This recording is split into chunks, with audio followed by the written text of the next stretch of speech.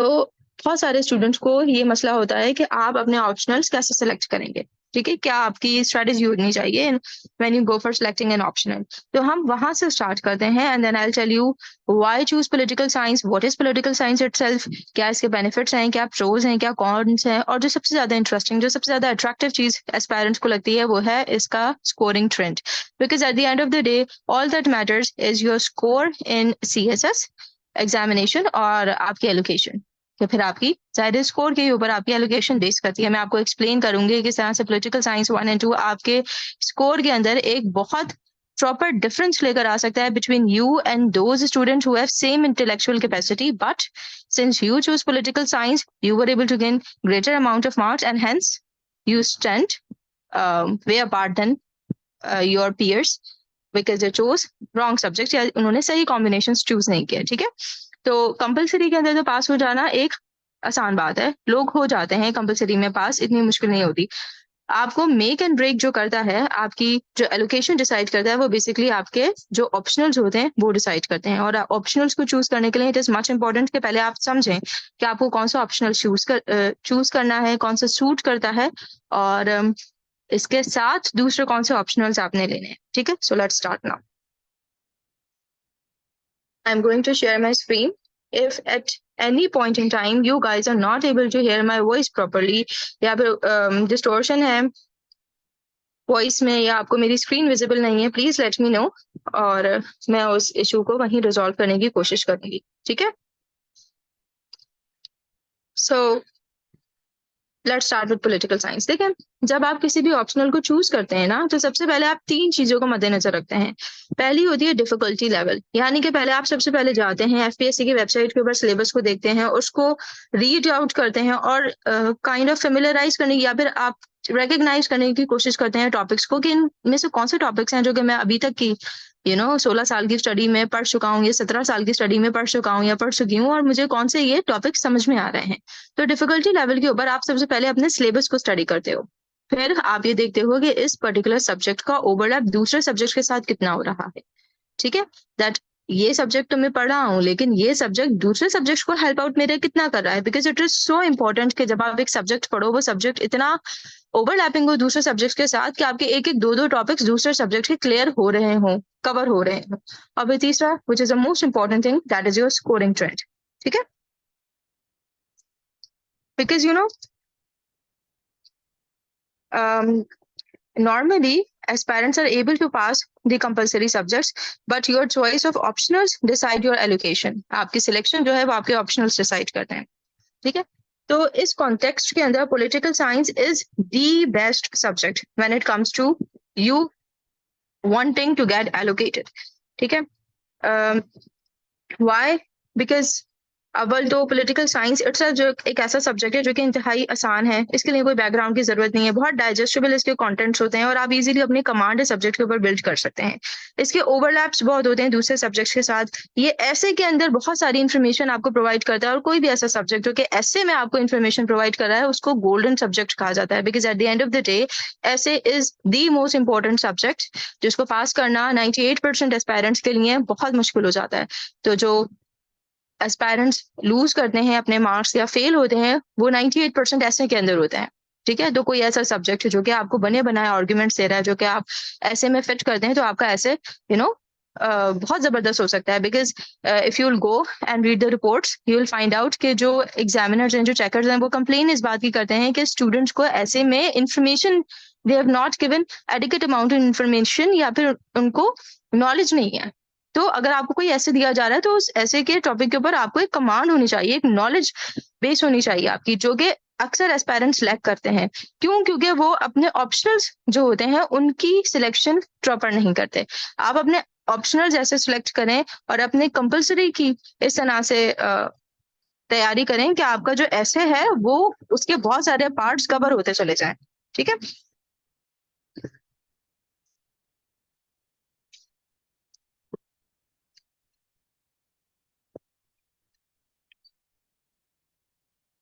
So let's start with political science. सबसे पहले मैं आपको इसका सिलेबस बताऊंगी। बहुत सारे aspirants when they go to the website of FPSC and they look at political science 1 and 2 इनके सिलेबस को देखते हैं तो वो बहुत परेशान हो जाते हैं। They literally get so intimidated and overwhelmed कि वो कहते हैं कि नहीं, political science 1 and 2 this is something, this is not our piece of cake. मतलब this subject it's not our cup of tea, या फिर ये subject it's not a piece of cake, ये आसान सब्जेक्ट नहीं है, तो वो उसको छोड़ देते हैं। बट एक्चुअली अगर आप पॉलिटिकल साइंस 1 and 2 के जो सिलेबस है उसको प्रॉपर्ली डायसेक्ट करेंगे तो आपको पता चलेगा कि ये जो सब्जेक्ट है ये इतना मुश्किल नहीं है और इसका जो सिलेबस है वो इतना ब्रॉड भी नहीं है। ठीक है, हम उस सब्जेक्ट को कंसाइज करेंगे, स्पेसिफाई करेंगे, सारे कंटेंट्स को हम डायसेक्ट करेंगे, वन बाय वन हर एक टॉपिक को हम देखेंगे और प्रॉपर्ली पूरे सिलेबस को डायसेक्ट करेंगे। And then I will tell you कि किस तरह से आप इस सब्जेक्ट की प्रिपरेशन बहुत सिस्टमैटिकली, बहुत आसानी से कर सकते हैं in very limited amount of time. ठीक है, then I explain you the benefits, pros and cons of political science over other optional subjects of 200 marks, और फिर फीचर्स ऑफ दिस कोर्स। ये जो कोर्स मैं आपको पढ़ा रही हूँ इसमें क्या फीचर्स हैं, मतलब जो मेरा कोर्स है वो कैसे स्टैंड अलोन करता है दूसरे कोर्सेज से, वो आपको क्या प्रोवाइड करते हैं और मैं आपको क्या एडिशनल इन्फॉर्मेशन और क्या चीजें प्रोवाइड कर रही हूँ जो कि आपके लिए एडिकेट है, इनफ है, मोर देन इनफ है। जो मैं आपको प्रोवाइड करूँ अगर आप सिर्फ वही कवर कर लें देन आई एम 110% श्योर कि आप अपना पेपर इंशाल्लाह एस करके आएंगे। ठीक है, so let's start with political science. आप में से बहुत सारे ऐसे स्टूडेंट्स हैं जिनको पता नहीं है कि पॉलिटिकल साइंस होता क्या है। Political science is basically the study of how governments function, कैसे थ्योरी और प्रैक्टिस में एक सर्टेन गवर्नमेंट फंक्शन करती है। ठीक है, एक गवर्नमेंट के अंदर, उसके स्ट्रक्चर के अंदर पावर किस तरह से ऑर्गेनाइज है और कैसे डिस्ट्रीब्यूटेड है, पूरी सोसाइटी के अंदर पावर की डिस्ट्रीब्यूशन क्या है, एक एक गवर्नमेंट के अंदर, एक सिस्टम के अंदर किस तरह से जो दूसरे स्टेक होल्डर्स हैं वो इस पावर के साथ इंटीग्रेटेड हैं, individual, citizens, political parties, NGOs, ये किस तरह से इस पावर स्ट्रक्चर के साथ इंटरेक्ट करते हैं, गवर्नमेंट अपनी पॉलिसीज कैसे बनाती है और एक्सेट्रा। मतलब इन तमाम चीजों को पॉलिटिकल साइंस जो है वो कवर करती है। ठीक है, ये मैं आपको बहुत लेम एंड लैंग्वेज में समझा रही हूँ ताकि वो स्टूडेंट जिनको पॉलिटिकल साइंस का बैकग्राउंड नहीं है वो समझ सकें कि ये सब्जेक्ट डील किन चीजों से करेगा। सो बेसिकली पॉलिटिकल साइंस एक ऐसा सब्जेक्ट है जिससे आप literally day to day interact करते हो। Why? Because you are in Islamic Republic of Pakistan. This हमारा जो सिस्टम ऑफ गवर्नमेंट है, पार्लियामेंट्री सिस्टम ऑफ गवर्नमेंट है, हमारी कॉन्स्टिट्यूशन है, हम इसका एक हिस्सा है, वी सिटीजन्स, हमारे ऊपर कुछ रूल्स एंड रेगुलेशंस अप्लाई होते हैं, हमारी सर्टेन राइट्स हैं, लिबर्टीज हैं, फ्रीडम्स हैं, और फिर कुछ ड्यूटीज हैं, सिविल रिस्पॉन्सिबिलिटीज हैं। इन तमाम चीजों को आप अनकॉन्शियसली या सबकॉन्शियसली कर रहे हो, but you don't know that this is actually you being someone who is a part of a society and you're a political animal, right? तो आप इस political science का हिस्सा हो इस सोसाइटी में रहते हुए। ठीक है, so by simply knowing के what's going around the world, what's going in your country, अपनी day to day life को आप lead कर रहे हो, तो you are actually getting interacted with this subject of political science. So political science, this subject is not only going to help you gain good marks in the exam, but it's also actually going to make you a better citizen, a well-informed citizen. ठीक है, अब आ जाते हैं syllabus analysis के ऊपर कि हमारा जो सिलेबस है वो क्या है और हम उसको कैसे डायसेक्ट करते हैं। ठीक है, तो सिलेबस का जैसा मैंने आपको बताया, वैसे तो syllabus on the website is given in a very broad manner जो बहुत इंटिमिडेट करता है एस्पायरेंट्स को, but we will make it much more compressed and specified. बहुत स्पेसिफाई कर देंगे हम इसको, 4 कैटेगरीज में ब्रेक डाउन कर देंगे। जो सबसे ज्यादा इरेलेवेंट होंगी, जो पेपर में कभी आते ही नहीं है, वो भी मैं आपको टॉपिक्स बताऊंगी ताकि आप उनके ऊपर अपना टाइम वेस्ट ना करें। एटलीस्ट पहली साइकिल में तो आप अपना टाइम इनके ऊपर वेस्ट ना करें। अगर आपके पास बेइंतहा टाइम है तो फिर आप बेशक वो अनइम्पोर्टेंट टॉपिक्स कर लीजिए जो कभी पेपर में आते ही नहीं है। ठीक है, I tell you which topics are completely irrelevant, उनकी जरूरत ही नहीं है। कौन से टॉपिक्स हैं जो कि मॉडरेटली इंपॉर्टेंट हैं, जो कौन से टॉपिक्स हैं जो लेस इंपॉर्टेंट है, एंड वो कौन से टॉपिक्स हैं जो कि आपको करने हैं। You have to do those topics at all cost, because उन्हीं टॉपिक्स में से 90% ऑफ द टाइम्स पेपर आता है। तो अगर आप वो इंपॉर्टेंट टॉपिक्स भी कवर कर लेते हैं, I am pretty sure and literally 80 to 90% of the times उन्हीं टॉपिक्स में से पेपर आता है। और जब एस्पायरेंट्स वो टॉपिक्स कवर कर लेते हैं तो उनका पॉलिटिकल साइंस 1 and 2 का पेपर अच्छा होता है। ठीक है, नॉट एवरेज बट गुड। ठीक है, hence will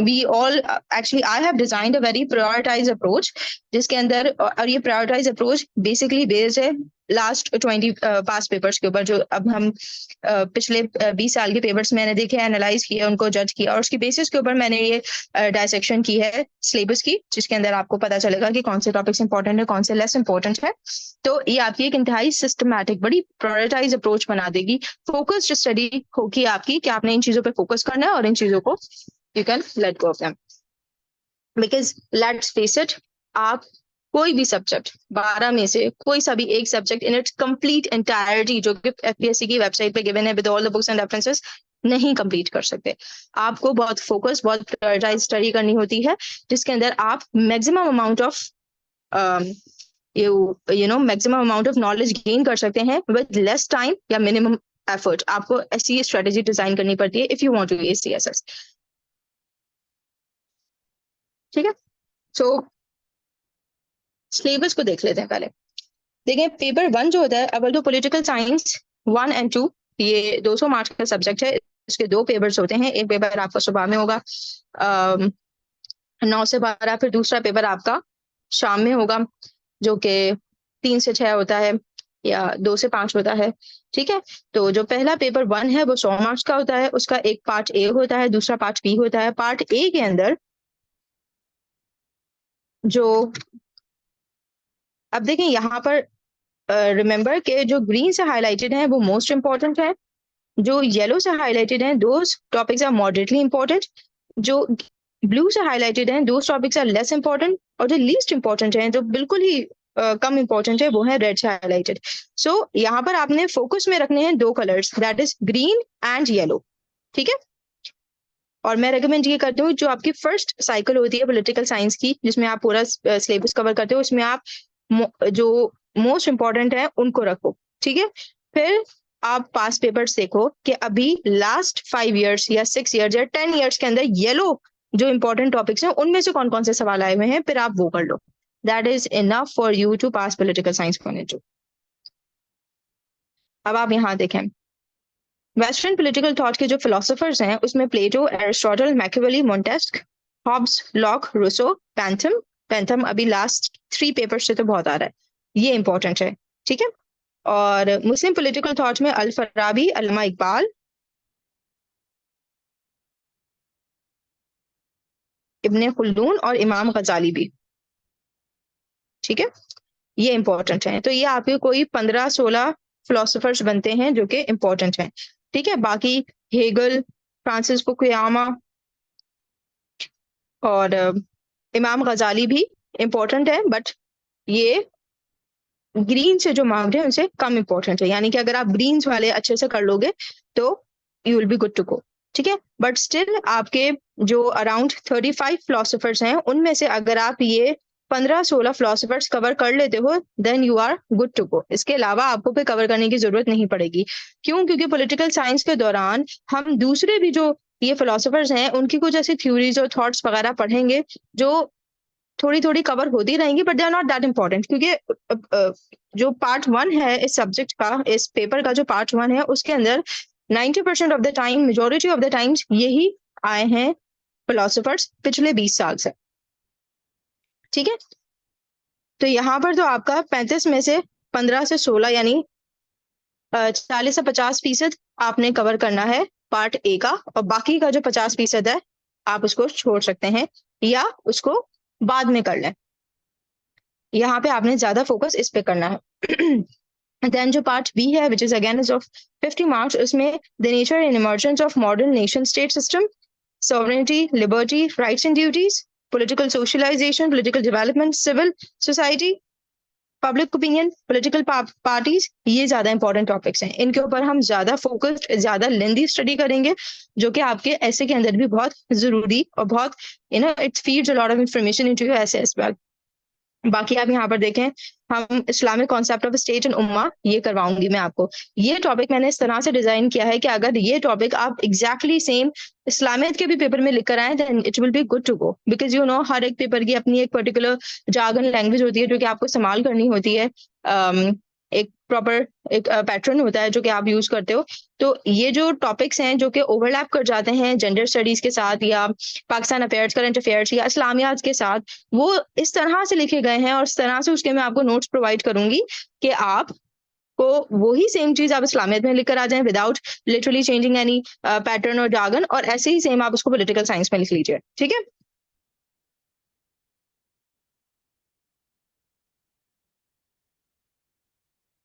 political institutions and role of government में लेजिस्लेचर, एग्जीक्यूटिव और जुडिशरी। अब लेजिस्लेचर, एग्जीक्यूटिव, जुडिशरी, ब्यूरोक्रेसी, ये तमाम वो चीजें हैं जो कि जब मैं आपको वेस्टर्न पॉलिटिकल थॉट्स वगैरह पढ़ा रही होंगी तो उसमें कवर हो जाएंगी। तो पॉलिटिकल साइंस का विद इन इटसेल्फ भी ओवरलैप आप देखेंगे कि पार्ट बी की जो चीजें वो ऑलरेडी आप पार्ट ए में कवर कर चुके हैं, क्योंकि मैं इतना एक्सटेंसिवली, इतना कॉम्प्रिहेंसिवली चीजों को कवर करवाती हूँ कि आने वाले भी जो छोटे मोटे टॉपिक्स होते हैं वो खुद ही कवर हो जाते हैं।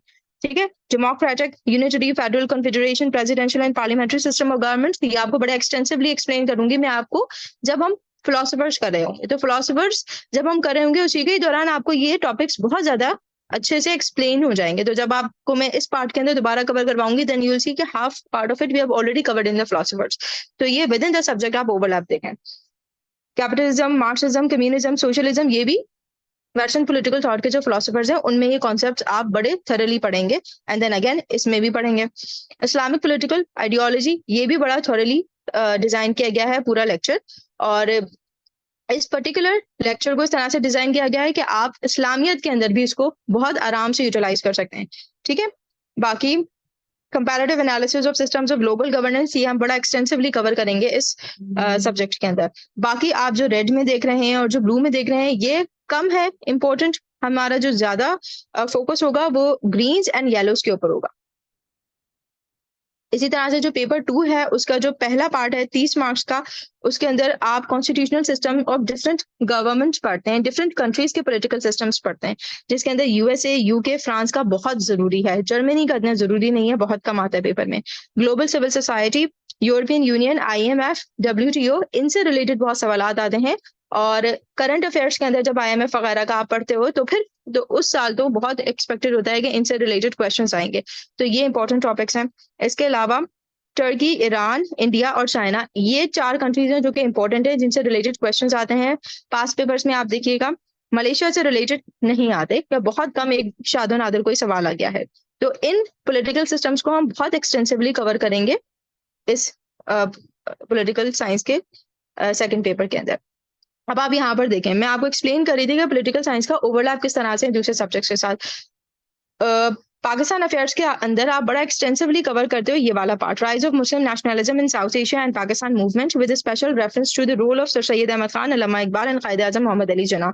ये आप पाकिस्तान अफेयर्स का जो हिस्ट्री वाला पोर्शन है उसमें ये बहुत एक्सटेंसिवली पढ़ते हो। अब आप देखें किस तरह से जो एक कंपलसरी सब्जेक्ट है जो कि आपने कंपलसरी प्रिपेयर करना ही है, उसका एक बहुत बड़ा चंक पॉलिटिकल साइंस के अंदर फिट इन हो जाता है। तो आपको यहाँ पर ये टॉपिक प्रिपेयर करने की जरूरत ही नहीं है because you have already prepared it in Pakistan affairs. तो देखें ऑप्शनल्स को इस तरह से कि जो कंपलसरी है उनके कितने सारे टॉपिक्स इस ऑप्शनल में फिट हो रहे हैं और इस ऑप्शनल के कितने ज्यादा टॉपिक्स उनमें फिट हो रहे हैं, इस तरह से आप अपने ऑप्शनल को चूज करें। ठीक है। ये वाला जो पोर्शन है उसके अंदर कॉन्स्टिट्यूशन ऑफ पाकिस्तान, जो तीनों कॉन्स्टिट्यूशन है 56, 62, 73 की, और फिर 18th अमेंडमेंट को हम बहुत एक्सटेंसिवली, बहुत डिटेल में, कॉम्प्रिहेंसिवली कवर करेंगे क्योंकि उससे रिलेटेड बहुत सवाल आते हैं। बाकी ये इतना इंपॉर्टेंट नहीं है। इससे पेपर, इसके मुतालिक पेपर के अंदर जो रेड्स हैं इनके मुतालिक पेपर के अंदर शाद और नादिर या पिछले 20 सालों में सवालात नहीं आए हैं। ठीक है।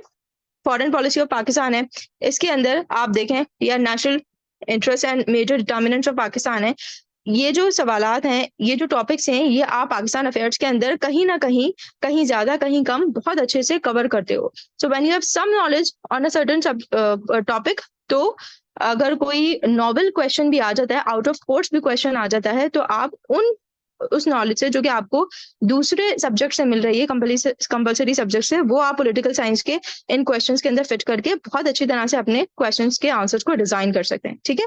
तो ये फॉरेन पॉलिसी का क्वेश्चन, ये आपको आप पाकिस्तान अफेयर्स के अंदर पढ़ते हैं, कंपलसरी है और आप इंपॉर्टेंट भी है पाकिस्तान अफेयर्स के भी हवाले से। तो दिस इज समथिंग जो अगर आपने वहां प्रिपेयर कर लिया, आपको यहाँ प्रिपेयर करने की जरूरत नहीं है। ठीक है। So this is the complete dissection of the syllabus of political science 1 and 2। अब आपको ये सिलेबस बहुत कंसाइज लग रहा होगा, आपने देखा होगा कि मैंने आपको 50% ऑफ द सिलेबस बता दिया है कि अगर आप ये प्रिपेयर कर लें then you are good to go, you will इंशाल्लाह पास द पेपर। लेकिन if you have more time तो फिर आप येलोज वाले पार्ट भी क्लियर करें, तो इससे आपका 60 to 65% सिलेबस कंप्लीट हो जाएगा। बाकी का जो रह जाता है सिलेबस दैट इज इररेलेवेंट, उसमें से बहुत कम क्वेश्चंस आते हैं, और अगर कभी कोई क्वेश्चन आ भी जाए तो आप उसको चॉइस पे आसानी से छोड़ सकते हो, ठीक है। अब coming towards the optional subjects, अब देखिए पॉलिटिकल साइंस 1 and 2 जो है वो 200 मार्क्स का सब्जेक्ट है, और ग्रुप 1 and 2 वाहिद दो ग्रुप्स हैं जो कि आपको 200 मार्क्स के सब्जेक्ट ऑफर करते हैं। बहुत सारे एस्पायरेंट्स अट्रैक्टेड होते हैं कि हम 200 मार्क्स का सब्जेक्ट ऑप्ट कर लें, लेकिन उन्हें नहीं पता होता कि वो कौन सा ऑप्ट करें, बिकॉज यू नो एक ही जस्ट में 200 मार्क्स की साइमल्टेनियसली प्रेपरेशन हो जाए, इससे अच्छी बात और क्या हो सकती है। अब ये जो दो ग्रुप्स हैं इसके अंदर physics, chemistry, applied mathematics, pure mathematics, statistics, geology, accounting, auditing, economics, computer science, ये वो सब्जेक्ट्स हैं जिसके लिए आपको एक हार्ड साइंसेस का बैकग्राउंड होना बहुत जरूरी है। अगर तो आपने accounting, auditing, economics, computer science, इसके अंदर आपने बहुत सारे इंजीनियर्स एंड सॉफ्टवेयर इंजीनियर्स आते हैं, उनका एक हार्ड बैकग्राउंड होता है, हार्ड साइंसेस का बैकग्राउंड होते हैं, तो फिर वो they are good to go, वो ये इनको ऑप्ट कर लेते हैं। लेकिन बहुत दफा ऐसा हुआ है कि इंजीनियर्स वगैरह जो होते हैं वो फिजिक्स या मैथ्स वगैरह को ऑप्ट कर लेते हैं, उनका एक पेपर तो आराम से निकल जाता है, लेकिन पेपर 2 के अंदर उन्हें न्यू कॉन्सेप्ट्स, न्यू थ्योरीज और न्यू चीजें मिलती हैं जो कि उन्हें नई लर्न करनी पड़ती है, ठीक है। और फिर स्पेशली मैथ्स वाला तो है कि 50-50, या तो पूरे मार्क्स या 0 मार्क्स, बल्कि 50-50 नहीं, या तो पूरे मार्क्स या फिर 0 मार्क्स वाला केस होता है, तो ये तो एक किस्म का गैम्बल होता है। और दूसरा ये फिजिक्स, केमिस्ट्री, इसके लिए आपको हार्ड साइंसेस का बैकग्राउंड होना जरूरी है। इन दोनों ग्रुप्स के अंदर जो एस्पायरेंट्स को सबसे ज्यादा सेफ सब्जेक्ट्स लगते हैं वो पॉलिटिकल साइंस और इंटरनेशनल रिलेशंस होता है। अब देखें पॉलिटिकल साइंस जो है वो इंटरनेशनल रिलेशन से आप कैसे बेहतर है, और आपको पॉलिटिकल साइंस इंटरनेशनल रिलेशंस पे क्यों चूज करना चाहिए, अब मैं आपको वो एक्सप्लेन करती हूँ। देखें सबसे पहली बात तो ये है, पॉलिटिकल साइंस जो है उसके लिए आपको कोई एकेडमिक बैकग्राउंड की जरूरत नहीं है। वो स्टूडेंट जिन्होंने पॉलिटिकल साइंस कभी पढ़ा है एग्जैक्टली इक्वल है उन स्टूडेंट्स के जिन्होंने आज तक पॉलिटिकल साइंस का पी भी नहीं पढ़ा, क्योंकि इस सिलेबस को इस तरह से डिजाइन किया गया है कि एक आम बच्चा जिसने पॉलिटिकल साइंस का पी भी पहले नहीं सुना, वो अगर सिस्टमैटिकली जिस तरह से मैं आपको पढ़ा रही हूँ वैसे पढ़ते चले जाओगे, तो फिर इसकी थ्योरीज, इसकी जो इंफॉर्मेशन है और फिलॉसफी जो है वो इतनी आसान है, इतनी डाइजेस्टेबल है कि आप आसानी से ये पूरा जो सब्जेक्ट है इसको समझ सकते हो, ठीक है। It is very easy to comprehend and learn this subject. It is much easier for a novice to master political science and international relations. International relations के अंदर आपको एक सर्टेन बैकग्राउंड की जरूरत होती है, ठीक है। आपको पीछे से कुछ नॉलेज की, कुछ बेस, आपकी नॉलेज बेस होनी चाहिए, आप लोगों की कुछ नॉलेज बेस होनी चाहिए इंटरनेशनल रिलेशंस को डील करने के लिए, बट पॉलिटिकल साइंस को डील करने के लिए आपको कोई नॉलेज बैकग्राउंड की जरूरत नहीं है, ठीक है। दूसरी सबसे इंपॉर्टेंट बात यह है कि पॉलिटिकल साइंस 1 and 2 के जो क्वेश्चंस होते हैं जो पेपर में आते हैं वो बहुत क्लोज एंडेड क्वेश्चंस होते हैं, बड़े डायरेक्ट क्वेश्चंस होते हैं। अल्लामा इकबाल की फलां थ्योरी बता दीजिए, बेंथम की फलां थ्योरी बता दीजिए, अल मवारदी की फलां जो क्वालिटीज हैं लीडर वो बता दीजिए, इमाम गजाली की क्वालिटीज इन लीडर बता दीजिए। बहुत डायरेक्ट क्वेश्चंस होते हैं, ऐसे जैसे 9th matric first year inter के अंदर जो क्वेश्चंस आते थे ना, वो वाले क्वेश्चंस होते हैं। तो एग्जामिनर जो क्वेश्चन दे रहा है और जो आंसर आप लिख रहे हैं, एग्जामिनर एग्जैक्टली वही एक्सपेक्ट कर रहा होता है जो आंसर आप लिख रहे होते हैं, ठीक है। फॉर एग्जाम्पल अगर आपसे एक थ्योरी पूछ ली जाए तो आप वो थ्योरी लिखकर आ जाएंगे, ठीक है। Theory of separation of powers आपसे पूछ ली, आपने theory of separation of powers paper में लिखकर आ गए। लेकिन इंटरनेशनल रिलेशंस के अंदर जो सवालात आते हैं वो इतने ओपन एंडेड सवालात होते हैं कि आपका जो सवाल है उसका जो आप जवाब पेपर में लिखकर आएंगे तो वो जवाब बहुत डाइवर्ज कर सकता है उससे जो कि एग्जामिनर आपसे एक्सपेक्ट कर रहा है, ठीक है। सो एक जो सवाल है वो स्ट्रेट फॉरवर्ड नहीं है, वो ओपन एंडेड सवाल है, उसके बहुत ज्यादा मायने आप अखज कर सकते हो, और फिर आप जिस डायरेक्शन में आंसर लिख रहे हो वो बहुत डाइवर्ज कर सकता है with what your examiner is expecting. This is one of the main reasons as to why political science के स्टूडेंट्स के मार्क्स कम से कम 30 to 40 मार्क्स ज्यादा बन जाते हैं इंटरनेशनल रिलेशंस के स्टूडेंट से, क्योंकि इंटरनेशनल रिलेशंस के जो जवाब आपने लिखने होते हैं वो आप जिस भी एंगल से लिख लें, you are never sure that if this is the particular thing that is that your examiner is expecting from that particular question जो उन्होंने आपको दिया है. लेकिन political science 1 and 2 में ऐसा नहीं होता. So इसके सवाल जो होते हैं वो relatively very straightforward और बहुत easy होते हैं to understand as compared to international relations. Hence, less divergence between students and examiners' interpretation of the core ideas required for a good answer. This will fetch you very good marks. कि आपके जो idea आपने जो paper में दिया है वो और एग्जामिनर का आइडिया क्या आप जो वो मांग रहे हैं उससे मुख्तलिफ आप लिखकर नहीं आते. ठीक है.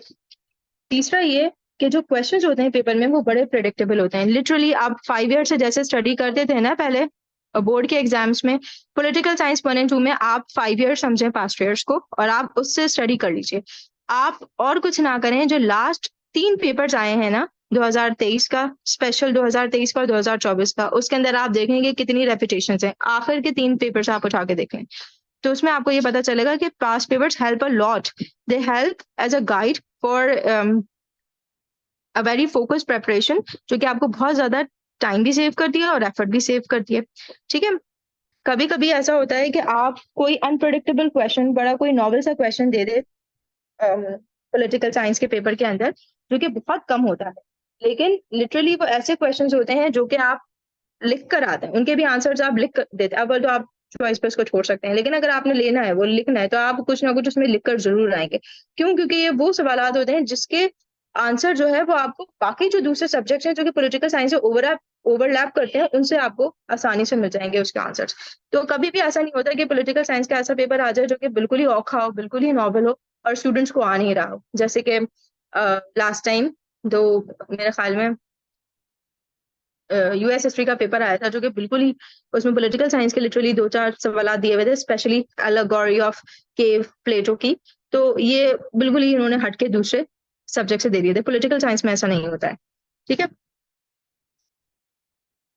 फिर एक बहुत जबरदस्त ओवरलैप है. पॉलिटिकल साइंस ऐसे के साथ बहुत जबरदस्त ओवरलैप करता है. अभी रिसेंटली सर अल्ताफ ने एक मॉक सेक्शन दिया था ऐसे का जिसके अंदर उन्होंने कुछ टॉपिक्स दिए थे जो कि Pakistan related, national integration, democracy, governance, इससे रिलेटेड थे. आप ये तमाम टॉपिक्स बहुत कॉम्प्रिहेंसिवली स्टडी करते हो पॉलिटिकल साइंस 1 और 2 के अंदर और आपके पास लिटरली बने बनाए आर्गुमेंट्स होते हैं जो कि आप फीड इन कर सकते हो अपने ऐसे. ठीक है. बने बनाए रेफरेंसेस, फैक्ट्स एंड फिगर्स होते हैं आपके पास जो कि आप लिटरली अपने ऐसे में ऐसे के ऐसे लिख सकते हो.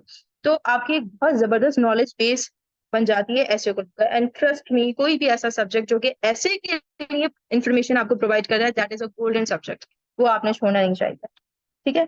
फिर करंट अफेयर्स, पाकिस्तान अफेयर्स, जैसे मैंने आपको बताया पिछले डायसेक्शन ऑफ सिलेबस जब हम कर रहे थे किस तरह से पूरे पूरे टॉपिक्स पाकिस्तान अफेयर्स के पॉलिटिकल साइंस में ऐसे कैसे होते हैं, इस्लामिक स्टडीज के किस तरह से सब्जेक्ट्स टॉपिक्स होते हैं. फिर कॉन्स्टिट्यूशनल लॉ का मैं अभी आपको आगे आने वाली स्लाइड्स में बताऊंगी कितना % ओवरलैप है पॉलिटिकल साइंस और कॉन्स्टिट्यूशनल लॉ का.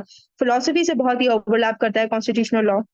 US history, British history, European history, चूंकि आप पॉलिटिकल साइंस के अंदर यूएस, ब्रिटेन, यूरोप के पूरे पूरे कॉन्स्टिट्यूशनल सिस्टम्स पढ़ते हैं, पूरी पूरी कॉन्स्टिट्यूशंस पढ़ते हैं, तो इस तरह से आपको कुछ चंक ऑफ इनकी हिस्ट्री का भी पता चल जाता है.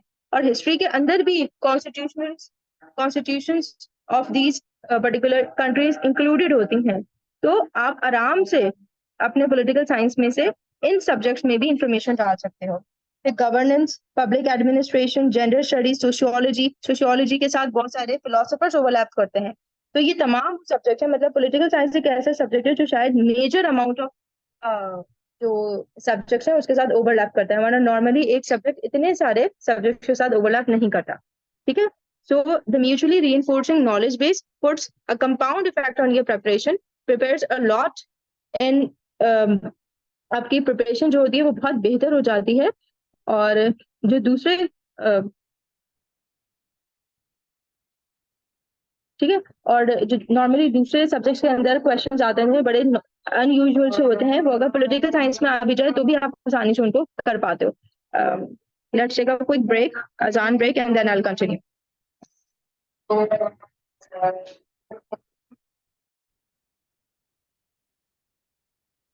ठीक है. So I was explaining you कि किस तरह से पॉलिटिकल साइंस दूसरे सब्जेक्ट्स के साथ ओवरलैप करता है. ठीक है. फिर दूसरा ये कि पॉलिटिकल साइंस के जो टॉपिक्स होते हैं वो बहुत इंटरेस्टिंग होते हैं कि अव्वल तो कुछ ऐसे सब्जेक्ट होते हैं जिसमें आपका इंटरेस्ट बिल्ड नहीं हो पाता और आप बस उसको पढ़ रहे होते हो। पॉलिटिकल साइंस एक इंटरेस्टिंग टॉपिक है, आप इंटरेस्ट लेके पढ़ोगे और खुद ही पढ़ोगे, मजा आएगा आपको पढ़ने में। तो जिस सब्जेक्ट को पढ़ने में मजा आता है ना, लिटरली पॉलिटिकल साइंस को पढ़ने में मजा आता है। आप समझ रहे होते हैं अपने अराउंड जो चीजें हो रही हैं वो किस तरह से हो रही हैं, अमेरिका में कैसे इलेक्शंस हो रहे हैं, ब्रिटेन में कैसे इलेक्शंस होते हैं, ब्रिटेन कैसे चलता है। तो जब आपको ये इन्फॉर्मेशन इंपॉर्टेंट कंट्रीज जिनका इन्फ्लुएंस पाकिस्तान के ऊपर बहुत ज्यादा है, इनके बारे में इन्फॉर्मेशन मिलना शुरू हो जाती है, what's going around you, how it's going around you, what is actually happening in the world, जब आप ये लिंक्स कनेक्ट कर पाते हो तो फिर आपको पढ़ने में मजा आता है, इंटरेस्ट लेना शुरू हो जाता है, आपकी नॉलेज बेस बढ़ना शुरू हो जाती है। तो ये ना सिर्फ ऐसा सब्जेक्ट है जो कि बहुत इंटरेस्टिंग है, बल्कि इसकी प्रैक्टिकल यूटिलिटी भी है।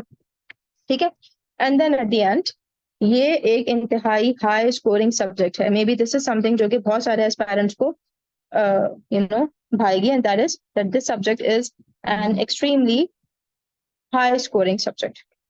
ठीक है, अब हिस्टोरिकली पॉलिटिकल साइंस का कभी भी स्कोर जो है वो लो नहीं आया है, ये सब्जेक्ट रेयरली कभी हिट हुआ होगा।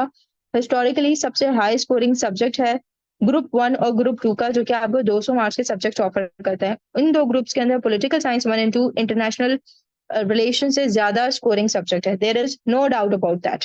इसलिए क्योंकि इसके जो क्वेश्चन होते हैं बड़े डायरेक्ट होते हैं, आपको सवाल समझ में आ गया, आप आंसर लिख कर आ जाते हो, दैट्स इट। इंटरनेशनल रिलेशंस के अंदर जो सवाल होता है वो ही इतना वर्बॉस और इतना ओपन एंडेड होता है कि उसको समझना एक काम होता है, फिर समझ के उसका आंसर लिखना दूसरा काम होता है, और फिर तीसरा ये होता है कि आप एक्सपेक्ट करो कि एग्जामिनर जो है वो यही आंसर आपसे चाह रहा था जो कि आप पेपर में लिख कर आए। क्योंकि ओपन एंडेड जो क्वेश्चन होते हैं ना, उनमें बहुत सारे एंगल्स आप फिट कर सकते हो, उसके बहुत सारे आप आंसर्स बना सकते हो। ठीक है, तो आप कुछ लिख कर आ रहे हैं, आपके फ्रेंड कुछ लिख कर आ रहे हैं, आपके फ्रेंड तीसरे फ्रेंड कोई और थॉट लिख कर आ रहे हैं उसके अंदर। सो ये पॉलिटिकल साइंस में नहीं होता। अगर आपसे बेंथम की थ्योरी पूछिए तो पूरी क्लास वहां पे बैठी हुई जो है वो बेंथम की थ्योरी लेकर आएगी। तो इस तरह से आपके जो ज्यादा मार्क्स लेने की जो एक प्रोबेबिलिटी होती है ना, वो बढ़ जाती है। ठीक है, तो पॉलिटिकल साइंस 1 एंड 2 जो नॉर्मली, और ये मैं सिर्फ हवा में बातें नहीं करी, ये आप एफपीएससी की वेबसाइट पर जाओ और देखो चीजों को, और फिर मार्क्स वगैरह देखो, आपको खुद पता चल जाएगा किस तरह से 30 से 40 मार्क्स का मार्जिन आ जाता है उन बच्चों में जो कि पॉलिटिकल साइंस लेते हैं। क्योंकि सवाल बड़े आसान होते हैं, जवाब बड़े आसान होते हैं, बड़ी आसान टॉपिक्स हैं, याद हो जाते हैं, दिमाग में बैठ जाते हैं। फिलोसफीज बहुत आसान है, पेपर में लिख कर आ जाते हैं आप, एग्जैक्टली आपको सीधे सीधे मार्क्स मिल जाते हैं। 30 से 40 मार्क्स का फर्क आ जाता है उन स्टूडेंट्स में जो कि पॉलिटिकल साइंस लेते हैं और वो स्टूडेंट जो कि दूसरे सब्जेक्ट्स या कॉम्बिनेशन लेते हैं। अब आप देखें 30 से 40 मार्क्स का मतलब है 30 से 40 पोजिशन का फर्क, यानी कि 3 ग्रुप्स तो एलोकेशन के यहीं पे ही कवर हो गए। अगर आप 30 से 40 मार्क्स एक ऐसे बंदे से ले लेते हो जो कि सेम इंटेलेक्चुअल कैपेसिटी है, तो आप ये समझे कि आप उससे 3 ग्रुप्स ऑफ एलोकेशन आगे चले गए। ठीक है, रेयरली कभी कोई एस्पायरेंट इस सब्जेक्ट के अंदर फेल होता है। अगर तो आप बिल्कुल ही कोशिश करेंगे मैंने पॉलिटिकल साइंस में फेल होना है, आप फेल हो जाएंगे। लेकिन अगर आप डिसेंट एफर्ट डालेंगे, एक्स्ट्रॉर्डनरी नहीं, डिसेंट एफर्ट डालेंगे, तो आपको अच्छे मार्क्स मिल जाएंगे पॉलिटिकल साइंस में। ठीक है, so if the subject is prepared diligently, it could make your allocation, it could literally make your allocation. तो पॉलिटिकल साइंस जो सब्जेक्ट है उसका रिटर्न बहुत ज्यादा है बाकी सब्जेक्ट से। ठीक है, और फिर eight the end of the day मैं आपको बताती हूँ कि मेरा जो कोर्स है वो जो दूसरे कोर्सेज आपको दूसरे प्लेटफॉर्म्स ऑफर कर रहे हैं उनसे मुख्तलिफ क्यों है, और आपको ये सब्जेक्ट मेरा कोर्स क्यों लेना चाहिए। ठीक है, तो पहले तो एक बात ये याद रखें आप, ये जो मेरा कोर्स है वो सिलेबस तो कवर करता ही है, लेकिन हमारा जो ज्यादा फोकस होता है वो इंपॉर्टेंट टॉपिक्स के ऊपर ज्यादा होता है। जाहिर सी बात है, फोकस स्टडी और हमें एफिशिएंट स्टडी करनी है, तो इसलिए हम फोकस टॉपिक्स को पहले करते हैं। और फिर मैं आपको बता देती हूँ कि ये टॉपिक्स कम इंपॉर्टेंट है और ये बिल्कुल इंपॉर्टेंट नहीं है। अब आपकी अपनी मर्जी है कि आप उनको कैसे मैनेज करें। अगर तो आपके पास बेइंतहा टाइम है तो आप बेशक लेस इंपॉर्टेंट टॉपिक्स भी कर लें, वरना मेरा फोकस इंपॉर्टेंट और मॉडरेटली इंपॉर्टेंट टॉपिक्स के ऊपर होता है। ठीक है, फिर ये कि आपको जो सिलेबस पढ़ाया जाता है वो मैं शुरू में फिलोसफर्स नहीं पढ़ाना शुरू कर दूंगी, मैं पहले आपकी पॉलिटिकल साइंस की नॉलेज बिल्ड करूंगी। आपको टर्म्स, थ्योरीज, टर्मिनोलॉजीज और इनसे छोटे छोटे कॉन्सेप्ट से शुरू करेंगे, फिर हम फिलोसफर्स की तरफ जाएंगे, और जैसे हमारा नॉलेज बेस बिल्ड होता जाएगा तो फिर हम थोड़े ज्यादा कॉम्प्लेक्स सब्जेक्ट्स की तरफ टॉपिक्स के ऊपर जाएंगे। सो असेंडिंग ऑर्डर के अंदर चलेंगे और छोटे कॉन्सेप्ट से स्टार्ट करते हुए बिग टॉपिक्स की तरफ आएंगे। ठीक है, मेरे लेक्चर के अंदर आपको जो स्लाइड्स प्रोवाइड की जाएंगी वो इनफ हैं आपके लिए पॉलिटिकल साइंस 1 एंड 2 पास करने के लिए। आपको कोई नोट्स बनाने की जरूरत नहीं है, कोई किताब खोलने की जरूरत नहीं है, कोई इंटरनेट की लिंक खोलने की जरूरत नहीं है। बस जो मैं आपको प्रोवाइड कर रही हूँ स्लाइड्स में वो कर लेते हैं, that is enough for you. मैं अपनी स्लाइड्स में आपको वीडियोस, पिक्चर्स और चार्ट्स भी प्रोवाइड करती हूँ, जो कि आप ज़ाहिर है वीडियोस देखेंगे तो आपको कॉन्सेप्ट क्लियर हो जाते हैं, ठीक है। और पिक्चर्स और चार्ट्स वगैरह जो होती हैं, ये अगर आप पेपर में बनाकर आते हो, जैसे मैप्स, डायग्राम्स वगैरह, ये आपको बहुत ज्यादा मार्क्स दिलाती हैं। तो अगर आप ये पेपर में लिख कर आएंगे जो मैं आपको प्रोवाइड करूंगी, तो आपके marks with in political science जो दूसरे बच्चे लिख रहे होंगे, और आपके मार्क्स ज्यादा होंगे उनसे, क्योंकि आप पिक्चर्स भी दे रहे हो, चार्ट्स भी दे रहे हो, डायग्राम्स भी दे रहे हो, वेन डायग्राम्स, ये सब चीजें आपको मेरी स्लाइड्स में मिलेंगी, ठीक है। हम पास पेपर क्वेश्चंस जो ज्यादा रिपीट होते हैं वो हम सेपरेटली कवर करते हैं। फिर एक प्रॉपर पेपर अटेम्प्टिंग टेक्निक्स के ऊपर आपका सेशन होगा, जिसके अंदर सीएसपी ऑफिसर्स साथ होंगे, जिन्होंने जो आपको प्रॉपरली ट्रेन करेंगे कि आपने पॉलिटिकल साइंस का पेपर किस तरह से देना है। ये आपकी प्रॉपर ट्रेनिंग की जाएगी सीएसपी ऑफिसर्स के थ्रू। ये एक बहुत यूनिक फीचर है, ठीक है। फिर एडिशनल रिसोर्सेज, कुछ ऐसे स्टूडेंट्स होते हैं जो कि एक्स्ट्रॉर्डनरी होते हैं, कहते हैं नहीं मैम इससे भी ज्यादा आप हमें दें, इससे भी ज्यादा हमें पढ़ना है, तो उनके लिए एडिशनल रिसोर्सेज हैं, जैसे कि reading resources, research papers, articles, ये आपको प्रोवाइड कर दिए जाएंगे। आप उसको पढ़ें और उसमें से चीजें निकाल कर लिख लीजिए, but that is extra. If you want to do it, you do it, if you don't want to do it, you are good to go. और फिर ये जो आपका पॉलिटिकल साइंस 1 और 2 में आपको इस तरह से पढ़ाऊंगी कि आपका जो एमसीक्यूज है उसकी साइमल्टेनियसली स्टडी होती चली जाएगी। जो मैं आपको पढ़ा रही हूँ वो आप ठीक से पढ़ लेंगे, आपका एमसीक्यूज भी आराम से निकल जाएगा, ठीक है। तो this is all about political science right now, कि क्यों लेना चाहिए, होता क्या सब्जेक्ट है, लेना क्यों चाहिए। पॉलिटिकल साइंस को बेसिकली एक एज क्यों हासिल है दूसरे सब्जेक्ट के ऊपर, ये मैंने अभी आपको एक्सप्लेन कर दिया है। इसमें जो भी बात मेरी है, आप लिटरली जाके किसी भी दूसरे सीएसपी ऑफिसर से पूछ लीजिए, वो आपको यही बात करेंगे, ठीक है। अब बहुत सारे स्टूडेंट सवाल करते हैं कि मैम कॉन्स्टिट्यूशनल लॉ तो लोग मना करते हैं कि आप ना लें, लेकिन पॉलिटिकल साइंस के साथ आप कॉन्स्टिट्यूशनल लॉ कर देंगे। देखें, आप constitutional law as an optional ना लें, लेकिन अगर आप पॉलिटिकल साइंस चूज कर रहे हैं और फिर कॉन्स्टिट्यूशनल लॉ नहीं ले रहे हैं, तो ये आपकी सबसे बड़ी गलती है, क्योंकि कॉन्स्टिट्यूशनल लॉ के साथ पॉलिटिकल साइंस ऐसा जाता है जैसे कि बिल्कुल ये भाई भाई सब्जेक्ट्स हैं, ठीक है। ओवरलैप इतना अमेजिंग है कि कुछ तो जो इंस्ट्रक्टर्स हैं वो ये कहते हैं कि अगर आप पॉलिटिकल साइंस 1 और 2 प्रॉपरली तैयारी कर लो तो कॉन्स्टिट्यूशनल लॉ का पेपर खुद ब खुद निकल जाएगा, एक्स्ट्रा पढ़ने की जरूरत नहीं है उसके लिए। Literally these are the remarks of the instructors. अब यहाँ पे जो ग्रीन पोर्शन है ना, वो आपको ये बता रहा है कि ओवरलैप कितना है।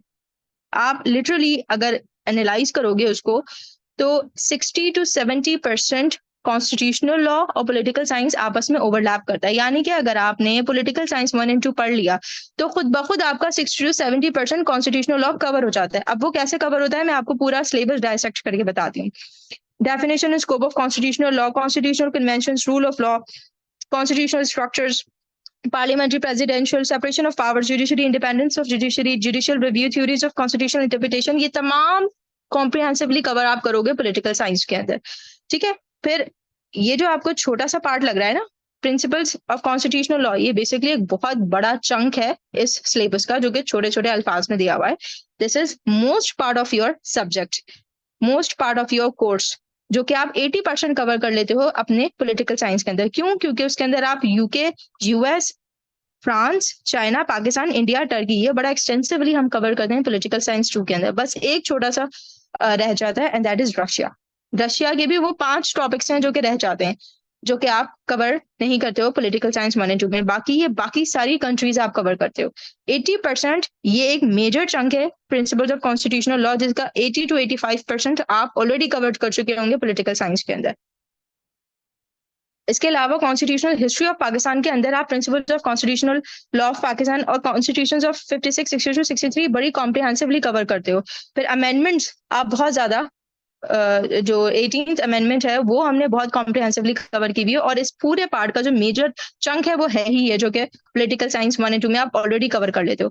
बाकी बेशक आपको government of India act, independence act, objective resolution, ये चीजें आपको थोड़ी बहुत कवर करनी पड़ती हैं, लेकिन ये बहुत छोटे छोटे से टॉपिक है। जो एक मेजर चंक है वो आप पॉलिटिकल साइंस 1 और 2 में मैं आपको सब्जेक्ट में कवर करवा दूंगी, ठीक है।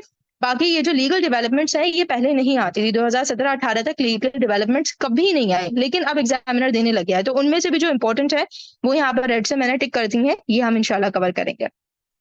तो अगर आप कॉन्स्टिट्यूशनल लॉ का जो पार्ट मैंने आपको हाईलाइट करके दिया है, आप सिर्फ ये कवर कर लोगे तो आपका कॉन्स्टिट्यूशनल लॉ का जो पेपर है वो खुद ब खुद निकल जाएगा, ठीक है।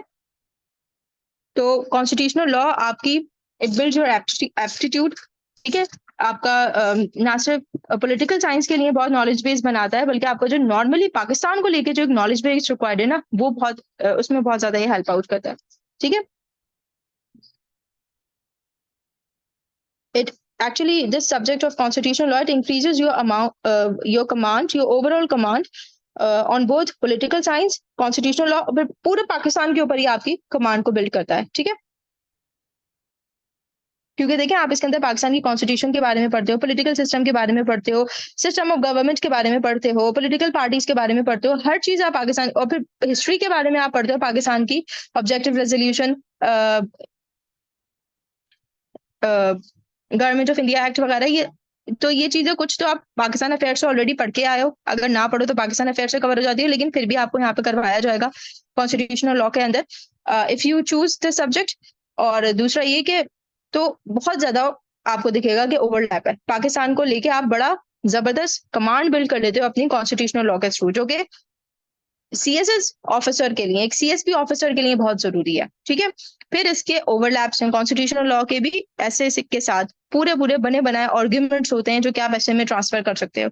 Pakistan affairs, current affairs, Islamic studies के अंदर बहुत सारी चीजें हैं जो कि आप कॉन्स्टिट्यूशनल लॉ से डिट्टो लिख के आ सकते हो। US history, British history, European history, Indo पाक हिस्ट्री, इन तमाम के हम कॉन्स्टिट्यूशनल सिस्टम्स पढ़ते हैं, किस तरह से ये गवर्नमेंट चल रही है, तो उसमें हिस्ट्री का भी फैक्टर आ जाता है। तो जो हिस्ट्री का पोर्शन है उसके अंदर आप कॉन्स्टिट्यूशन का पोर्शन डाल सकते हो, और जो कॉन्स्टिट्यूशन का पोर्शन है उसमें थोड़ा बहुत हिस्ट्री का पार्ट आ जाएगा। तो ओवरलैप इज इमेंस। ठीक है। और फिर eight the end of the day again the scoring trend constitutional law का कभी भी लो नहीं रहा। अव्वल तो स्टूडेंट्स उसको कम चूज करते हैं, बहुत सारे स्टूडेंट्स को ये नो हाउ नहीं होती है कॉन्स्टिट्यूशनल लॉ लेना ही क्यों चाहिए। आपको नहीं लेना कॉन्स्टिट्यूशनल लॉ, लेकिन अगर पॉलिटिकल साइंस ले रहे हो तो फिर इसका भाई कॉन्स्टिट्यूशनल लॉ मत छोड़ो। क्यों? क्योंकि कॉन्स्टिट्यूशनल लॉ 100 मार्क्स का सब्जेक्ट है, पॉलिटिकल साइंस 200 मार्क्स का सब्जेक्ट है। और जब आप कॉन्स्टिट्यूशनल लॉ और पॉलिटिकल साइंस को पढ़ते हो ना, तो ये लिटरली एक सब्जेक्ट बन जाता है। तो आपकी इकट्ठे साइमल्टेनियसली 300 मार्क्स की स्टडी हो रही होती है, ऑप्शनल 600 मार्क्स के होते हैं, उसमें से आधे आप एक सब्जेक्ट को समझ लें, 300 मार्क्स का एक सब्जेक्ट बन जाता है और आप इकट्ठे साइमल्टेनियसली 300 मार्क्स को कवर करते हो। और ये सबसे बड़ी ब्लेसिंग होती है कि इतने कम टाइम में आप इतना बड़ा सब्जेक्ट 300 मार्क्स का आपने कवर कर लिया। ठीक है। तो आप थोड़ा एफर्ट डालोगे या डिसेंट एफर्ट डालोगे तो 60 मार्क्स तो आपके आ जाएंगे आराम से, 60 टू 70 के बीच में कॉन्स्टिट्यूशनल लॉ के आपके मार्क्स आराम से आ जाएंगे। लेकिन अगर आप अच्छे स्टूडेंट हो, एक्स्ट्रॉर्डनरी स्टूडेंट हो, तो जाहिर है आप ज्यादा एफर्ट डालोगे, आपको है कि मुझे एलोकेशन चाहिए, तो फिर आपके 80 तक मार्क्स आ सकते हैं, और आए हैं स्टूडेंट्स के 80 तक मार्क्स आए हैं कॉन्स्टिट्यूशनल लॉ के अंदर। और दूसरा पेपर जो होता है वो बहुत प्रेडिक्टेबल होता है, जैसे पॉलिटिकल साइंस का पेपर है वैसे कॉन्स्टिट्यूशनल लॉ का पेपर है, आप पास्ट पेपर से आराम से इसकी स्टडी कर सकते हो। फिर बहुत दफा ऐसा हुआ है कि कॉन्स्टिट्यूशनल लॉ का जो सवाल है वो एक साल पॉलिटिकल साइंस में आ गया, और पॉलिटिकल साइंस का जो सवाल है सेम वही सवाल कॉन्स्टिट्यूशनल लॉ में दूसरे साल आ गया। यानी जो सिलेबस है वो आपस में इतना ओवरलैप करता है, इतना सिमिलर है कि बहुत दफा हुआ है ऐसा कि क्वेश्चन जो एग्जामिनर ने दिए हैं वो इंटरचेंजेबली दे दिए हैं पॉलिटिकल साइंस में और कॉन्स्टिट्यूशनल लॉ के अंदर। ठीक है। So I hope I made my case over here, and I have provided you adequate information why to choose political constitutional law with political science, and why to choose political science itself। अगर allocation आप चाहते हैं और एक वाजा फर्क चाहते हैं अपने मार्क्स में, तो political science should be your main priority। Let's take questions now। Ma'am, I joined, please intro। Well, I'm Aisha Rahim, I'm already teaching Pressy and composition on this group। Political science के साथ कौन से subjects overlap करते हैं? Political science के साथ ये तमाम सब्जेक्ट्स ओवरलैप करते हैं।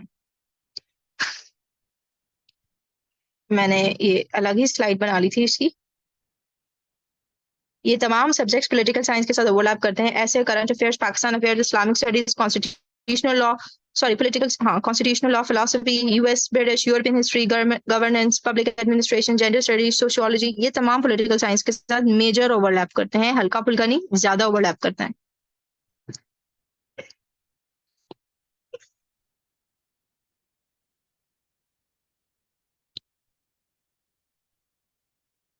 नहीं नहीं, देखिए फिलोसफर्स तो हम पूरा एक्सटेंसिवली कवर करेंगे, फिर जो भी चीज ओवरलैप करेगी उसको भी हम अलग से कवर करेंगे। इट्स जस्ट कि आपका रिवीजन हो जाएगा। जब मैं फिलोसफर्स में आपको तमाम फिलोसफीज और उनकी थ्योरीज वगैरह समझा चुकी होंगी, वही थ्योरीज कुछ आगे चल के पार्ट 2 के अंदर भी आ रही हैं। तो जब आप वो दोबारा करेंगी तो फिर आपका वो रिवीजन हो जाएगा और आपका नॉलेज बेस बन जाएगा और दिमाग में नक्श हो जाएंगी ये चीजें। तो जो चीजें जहां कवर हो रही हैं वहां हम प्रॉपर उनको पूरा पूरा कवर करेंगे। लेकिन ये है कि जब दोबारा कवर कर रहे होंगे तो फिर आपका रिवीजन भी हो जाएगा। टीचर कहते हैं कि पॉलिटिकल कॉन्स्टिट्यूशनल लॉ की तरफ ना जाए, वो बिल्कुल ठीक कहते हैं, लेकिन पॉलिटिकल साइंस ले लिया है तो कॉन्स्टिट्यूशनल लॉ ना लेना बहुत बड़ी गलती होती है।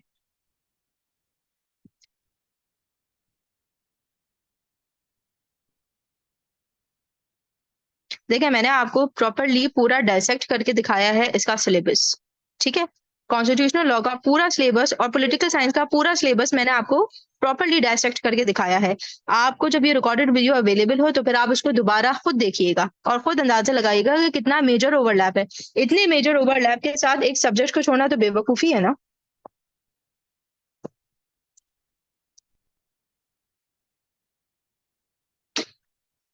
देखिए पॉलिटिकल साइंस के साथ इंटरनेशनल लॉ, नहीं एक ग्रुप में से तो एक ही इंटरनेशनल रिलेशंस।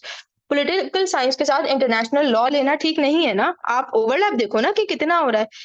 अगर तो आपके इंटरनेशनल लॉ के अंदर बहुत जबरदस्त नॉलेज बेस है और आपका बहुत जबरदस्त बैकग्राउंड है तो आप लीजिए, बेशक लीजिए। लेकिन अगर नहीं है तो पॉलिटिकल साइंस के साथ ऐसा सब्जेक्ट लीजिए ना जो कि 70% ओवरलैप हो रहा है पॉलिटिकल साइंस से। This is the only same choice.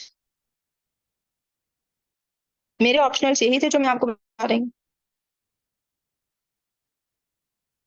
Constitutional law is more suitable. Philosophy अगर ज्यादा सुइटेबल होता तो मैंने फिलोसफी का आपको पूरा सिलेबस डायसेक्ट करके दिखाती, लेकिन कॉन्स्टिट्यूशनल लॉ का मैंने आपको डायसेक्ट करके बताया वो इसलिए क्योंकि देखें, लेट्स बी ऑनेस्ट, आपको अगर पॉलिटिकल साइंस पढ़ना है तो उसका एक पैकेज है आपको दे दिया जाएगा। लेकिन अगर आप साथ में कॉन्स्टिट्यूशनल लॉ को भी चूज करते हो, ये 3 सब्जेक्ट लेते हो, तो फिर मेरी थी प्लेटफॉर्म से, तो मुझे एडमिन जो है उन्होंने बताया था कि वो एक नया पैकेज क्रिएट करेंगे जो कि 3 सब्जेक्ट्स आपको ऑफर करेगा इंतहाई डिस्काउंटेड प्राइस के ऊपर। सो मेरी तो खैर ख्वाहिश ये है कि आप सब लोगों का फायदा हो। I really want all of you to secure your positions allocations. तो I reach them and I asked them, तो उन्होंने कहा था ठीक है, if students will show interest in constitutional law तो फिर हम constitutional law political science 1 and 2 को एक कॉम्बिनेशन बना के and at very discounted price will offer it to them. तो if you will show interest they make a package.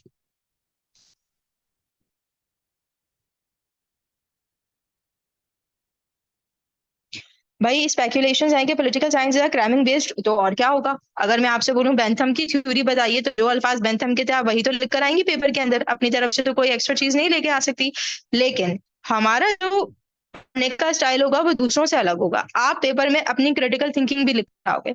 आप जो एग्जामिनर आपसे पूछ रहा है एग्जैक्टली वो तो लिख कर आओगे, टेक्स्ट बुक आंसर तो आप देकर आओगे, लेकिन आपने अपना क्रिटिकल एनालिसिस भी देना है। वो हर एक लेक्चर के अंदर आपका पीस ऑफ माइंड जो कि एग्जामिनर को इम्प्रेस करेगा, which will give you an edge over all other aspirants जो कि सिर्फ जो बात है वही क्रैम करके लिख कर आ जाएंगे। आप अपनी क्रिटिकल एनालिसिस दोगे और हर एक लेक्चर के अंदर मैं आपको क्रिटिकल एनालिसिस करके दिखाऊंगी। ये एक ऐसा पार्ट होता है जो कि आपको बाकी तमाम एस्पायरेंट से अलग कर देगा और एग्जामिनर को भी खुश कर देगा कि इस बच्चे ने सिर्फ क्रैम्ड इन्फॉर्मेशन नहीं लिखी है, इसने अपनी भी क्रिटिकल एनालिसिस दी है। ये एक मेजर पार्ट है मेरे इस पूरे उसका सब्जेक्ट का। अस्सलाम वालेकुम मैम। मैम एक क्वेश्चन था। आप मैसेज कर दीजिए। हाँ मैम, ज़रा लंबा क्वेश्चन था थोड़ा सा। अगर आप कहते हैं तो फिर मैं मैसेज ही कर देता हूँ। आप पूछ लीजिए, पूछ लीजिए। अच्छा मैम, इसके अंदर मेरा ये था कि मैंने पहले भी सीएसपी कुछ थे जिनसे क्लासेस वगैरह लिए हैं मैम। उनके अंदर एक एक चीज़ होती है कि वो जिस तरह आप कोई भी कोर्स स्टार्ट होता है ना तो वो थोड़ा सा ड्रैग हो जाता है, जिसकी वजह से टाइम काफ़ी ज़्यादा हो जाता है। तो ये कितने टाइम पीरियड के अंदर कवर अप हो जाएगा कि हमारा बाकी से जो सा देखिए भाई, होती है वो भी कवर हो पॉलिटिकल जाए? साइंस जो सब्जेक्ट है उसमें सब्सटेंस बहुत ज्यादा है। देखें आपका सवाल हो गया। Yes is ma'am. This your question? Yes चलें मैम। ठीक है। देखें, what is your good name? What सात इज योर नेम? मैम, सात सात। देखें साथ, आपका सवाल ये है कि बहुत ड्रैग कर देते हैं और लंबे कर देते हैं लेक्चर्स को। देखें, अगर आप लोगों में से किसी ने मेरा इंग्लिश प्रेसियन कॉम्पोजिशन का देखा होगा तो मैं सॉलिड 45 मिनट्स तो सब्जेक्ट पे ही पढ़ाती हूँ, वो 45 मिनट्स सॉलिड होते हैं। इंग्लिश पैसिंग कॉम्पोजिशन में अब थोड़ा छोटे लेक्चर्स भी बन जाते हैं, लेकिन पॉलिटिकल साइंस का जो है उसका जो सब्जेक्ट है ना, इसमें सब्सटेंस बहुत ज्यादा है, समझ रहे हैं, कंटेंट ज्यादा है, थ्योरीज फिलोसफीज ये सब है। तो हमारे जो लेक्चर की लेंथ होगी, वो जो सॉलिड पढ़ाई होगी, वो तो 45 मिनट्स की कहीं नहीं गई। बाकी I am literally not very much interested in lectures.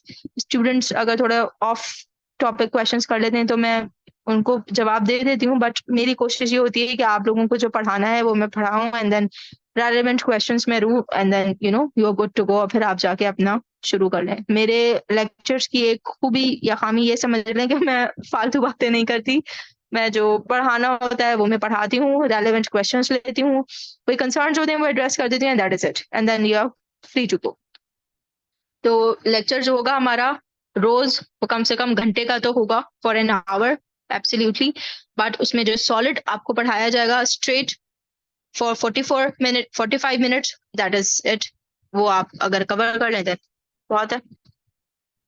और लेक्चर्स जो होंगे हमारे, वो 30 लेक्चर्स तो होंगे, पॉलिटिकल साइंस 1 और 2 दोनों के मिलाकर 30 लेक्चर्स तो होंगे, जो कि हम 1 से 2 महीने के पीरियड में कवर कर लेंगे। मेरी कोशिश ये होती है कि मैं 1.5 महीने में या जल्दी आपको कवर करवा दूं, जितना जल्दी हो सके मैं आपको ये कवर करवा दूं, ताकि फिर आप अपना लर्निंग प्रोसेस स्टार्ट कर सकें। ये जो नोट्स मेकिंग वगैरह प्रोसेस है, अव्वल तो नोट्स मेकिंग का प्रोसेस भी नहीं होगा आप लोगों का। आपको कोई एक सब्जेक्ट का नोट्स नहीं बनाना पड़ेगा, बस जो मैं आपको स्लाइड दे रही हूँ वही आप अपने पास लिख लीजिए, और वो एडिकेट है आपके पास नोट्स, उन्हीं को याद कर लीजिए, दैट इज इट। फिर शॉर्ट नोट्स बनाना चाहें तो वो आपकी अपनी मर्जी है, लेकिन आपको notes, books, articles, research papers, इन सब को पढ़ के मैंने नोट्स और स्लाइड्स बना दी। आपने बस उनको याद करना है, अपने दिमाग में हिफ्स करना है, that's it. 60% of the time जो आपका वेस्ट होता है ना, वो इसी पे ही होता है। अभी आप एफपीएससी की वेबसाइट पे देखें, 35 बुक्स हैं पॉलिटिकल साइंस 1 और 2 को लेकर। आपको उसमें से किसी बुक को देखने की जरूरत नहीं है, तमाम बुक्स का निचोड़ जहां जहां जरूरी है वहां वहां प्रॉपर रेफरेंसेस के साथ आपको दे दिया गया है। आप वो लिख कर आ जाएं पेपर में, एग्जामिनर को लगेगा कि इसने तो पूरी 35 किताबें पढ़ी हैं जो मैंने इसको दी हैं। Okay ma'am, thank you so much. Okay, so Tahreem, आप मुझसे पूछ रही हैं दैट आपका अकाउंटिंग एंड फाइनेंस का है। देखिए, अगर आप श्योर हो, मैं आपको कह रही हूँ कि आपने, इफ यू हैव सबसे पहले interest in accounting and finance, very good. फिर आप जाके सिलेबस देखो, सिलेबस में से अगर आपको 70% चीजें समझ में आ रही हैं कि मैंने ऑलरेडी की हुई हैं, देन गो फॉर इट। और अगर नहीं, तो ऐसा स्टूडेंट जिसका कोई बैकग्राउंड नहीं है, वो पॉलिटिकल साइंस को चूज करे और उसको पढ़ना शुरू करे। इंटरेस्टिंग सब्जेक्ट है, टॉपिक्स बहुत आसान है समझने के लिए। और जब चीजें बहुत आसान होती है तो फिर आप लिटरली उनको दिमाग में ऐसे ही बिठा रहे हो, तो फिर लोग कहते हैं कि क्रैमिंग का है पॉलिटिकल साइंस के अंदर। तो जाहिर है जब चीजें बहुत आसान होंगी, यूं फौरन याद होंगी, तो फिर ठीक है। हाँ, अकाउंटिंग और ऑडिटिंग जो है वो आपको ऐसे राइटिंग में कभी भी हेल्प आउट नहीं करती है। जाहिर है ये तो एक स्पेशलाइज सब्जेक्ट है, ये तो हार्ड साइंस सब्जेक्ट है, ये आपको ऐसे के अंदर कभी हेल्प नहीं करेगा। पॉलिटिकल साइंस बहुत हेल्प आउट करता है, और वो मैंने आपको बताया। अभी जो रिसेंटली अल्ताफ ने लिया है मॉक सेशन, सर अल्ताफ ने, उसके अंदर उन्होंने जितने टॉपिक्स दिए थे, वो तमाम टॉपिक्स आप कवर करते हैं पॉलिटिकल साइंस के अंदर। पूरे बने बने आर्ग्यूमेंट्स हैं जो कि आप बस उसमें लिख दीजिए अपनी राइटिंग के अंदर, बस इतना है। ठीक है। तो इसमें तो पॉलिटिकल साइंस एक गोल्डन सब्जेक्ट है जो कि ऐसे के अंदर बहुत ज्यादा इंफॉर्मेशन फीड इन करता है।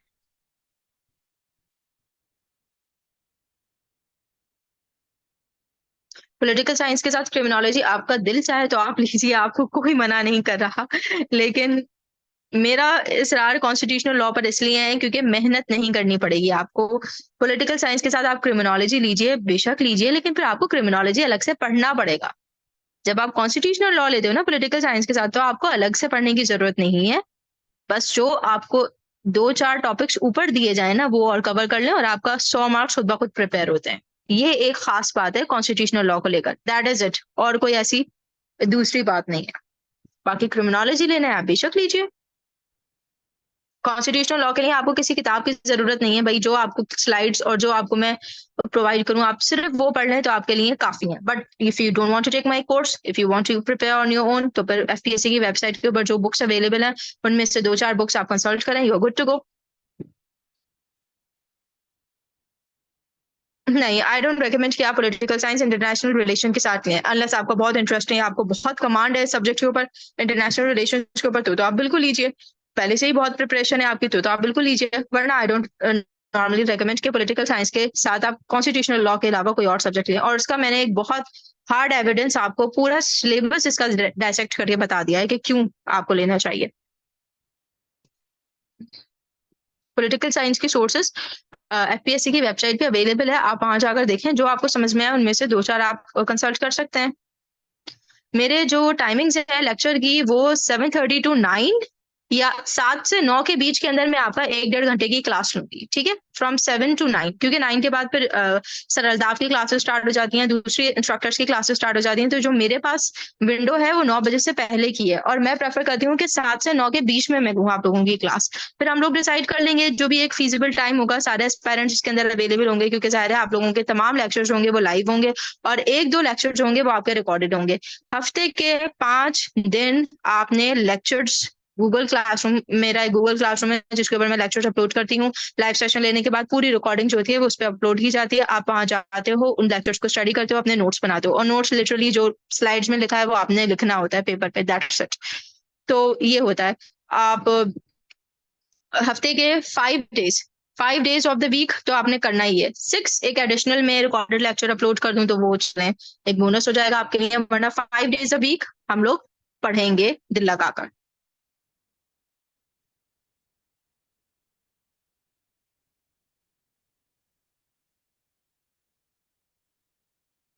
All notes will be provided by me, and I'm not a CSP right now. I just appeared in CSS 2023 special exam and 2024 examination. Right now, waiting for my result, to be honest. But जो एक part होता है जिसमें CSP की जरूरत होती है, उसमें आपको सीएसपी प्रोवाइड किए जाएंगे। एक पेपर टेक्निक का जो सेशन है वो मैं भी आपको दूंगी, और फिर एक जो सीएसपी है वो आएंगे, वो सेशन लेंगे, और वो आपको पूरी प्रॉपरली इक्विप करेंगे विद ऑल द टेक्निक्स जो कि पेपर अटेम्प्टिंग के लिए जरूरी है। बाकी जो पूरा नॉलेज बेस है वो मैं आपको प्रोवाइड करूंगी with all the notes and everything. ये जो कोर्स है जो मैं आपको पढ़ाऊंगी वो सीएसपी ऑफिसर्स का डिजाइन कोर्स है, वो जिन्होंने पास किया है पॉलिटिकल साइंस, वो जो कि बहुत अच्छे नंबर्स लेके आ चुके हैं पॉलिटिकल साइंस के अंदर, under their supervision this entire course is designed, जो कि आपको आगे दिया जाएगा। ठीक है, जब आप पढ़ेंगे तो आपको रियलाइज होगा कि जो इंतहाई महंगी महंगी एकेडमीज के अंदर कोर्स ऑफर किया जाता है वो कोर्स आपको ऑफर किया जा रहा है। I don't have any lectures on YouTube, I don't have any YouTube channel. Ali Raza, you're from my alma mater. Well, Ali Raza, why did you miss it? It's just that मैं political science के अंदर अव्वल recording available होगी, जैसे ही मैं ये session खत्म करूंगी आपको रिकॉर्डिंग मिल जाएगी, आपको देख लीजिएगा Ali Raza. But for you a short gap because you are from matter, it's just कि मैंने एक्सप्लेन किया what is political science, why do choose political science, और पॉलिटिकल साइंस का स्कोरिंग ट्रेंड जो इतना हाई है वो मैंने बताया, और उसके साथ कौन सा आपको कॉम्बिनेशन रखना चाहिए, दैट इज कॉन्स्टिट्यूशनल लॉ, वो मैंने आपको एक्सप्लेन किया। मैंने प्रॉपर सिलेबस की डायसेक्शन की है on the basis of past 20 papers, पिछले 20 साल के जो पेपर्स हैं उनकी बेसिस के ऊपर पूरे सब्जेक्ट के सिलेबस की एनालिसिस की है, डायसेक्शन की है, ताकि आपको पता हो कि कैसे अपनी स्टडी को प्रायोरिटाइज किया जाए और सिस्टमैटिकली किया जाए। देखिए, एलोकेशन के अंदर आपको कोई स्पेसिफिक सब्जेक्ट रखने की जरूरत नहीं है, बस ऐसे सब्जेक्ट रखें जिसके अंदर ज्यादा से ज्यादा मार्क्स आते हैं, क्योंकि eight the end of the day all that matters is greater number of marks. और मैं आपको ऑलरेडी बता चुकी हूँ सेशन के अंदर कि 30 से 40 मार्क्स का फर्क आता है उन बच्चों के अंदर जो कि साइंस चूज करते हैं, क्योंकि बहुत आसान सब्जेक्ट है, सवाल जो होते हैं बहुत आसान मिलते हैं और उनके जवाब बड़े आसान होते हैं। फिर मैं आपको जो एडिशनल चीजें, charts and graphs and maps and different चीजें प्रोवाइड करूंगी, वो पेपर में लिख के आ गए तो और 4 चांद लग जाएंगे। क्रिटिकल एनालिसिस करने का जो तरीका आपको सिखाऊंगी वो पेपर में लिख के आ गए तो और 4 चांद लग जाएंगे। सो इस वजह से पॉलिटिकल साइंस में बच्चों के ज्यादा मार्क्स आ जाते हैं, क्योंकि क्लोज एंडेड क्वेश्चन होते हैं, डायरेक्ट क्वेश्चन होते हैं, सीधे सवाल का सीधा जवाब, दैट्स इट। बाकी सब्जेक्ट्स में ऐसा नहीं होता, बाकी सब्जेक्ट्स में आपकी क्रिटिकल एनालिसिस देखी जाती है, आपसे पूछा जाता है कि आप क्या समझते हैं इसके ऊपर, तो उसमें फिर डिफरेंस हो जाता है कि एग्जामिनर क्या एक्सपेक्ट कर रहा है और आप क्या पेपर में लिख कर आ रहे हो, तो फिर इसलिए मार्क्स करते हैं। लिटरली वो स्टूडेंट जिनकी सेम इंटेलेक्चुअल कैपेसिटी होती है, पॉलिटिकल साइंस लेने की वजह से काफी सारे पॉइंट्स आगे चले जाते हैं, 30 से 40 मार्क्स आगे चले जाते हैं दूसरे स्टूडेंट से। और 30 से 40 मार्क्स का मतलब ये है कि 3 ग्रुप्स आपके एलोकेशन के हैं, वो आप उनसे ऊपर चले गए।